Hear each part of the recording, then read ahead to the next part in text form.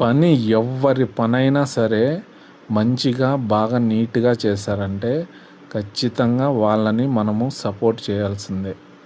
ఎందుకంటే ఇక్కడ చూడండి, కొత్త పని స్టార్ట్ చేసాము. ప్లాస్టింగ్లు అంతా అయిపోయినాయి.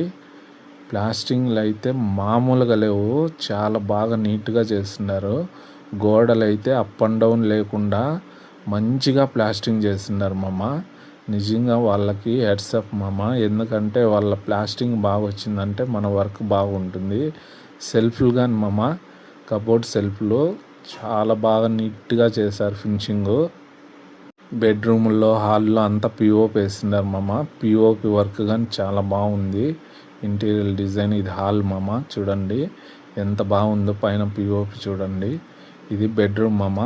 బెడ్రూమ్లో కానీ బాగుంది పిఓపి, చూడండి చాలా బాగుంది. వర్క్ అయితే కనుక చాలా నీట్గా పర్ఫెక్ట్గా చేస్తారు మామ. ప్లాస్టింగ్లు కానీ, కబోర్డ్ సెల్ఫ్లు కానీ బాగా చేస్తున్నారంటే మనం పెట్టే పుట్టి వర్క్ కానీ చాలా బాగుంటుంది మామ. చూడండి ఇక్కడ ఎంత బాగున్నాయంటే గోడలు అప్ అండ్ డౌన్ లేకుండా.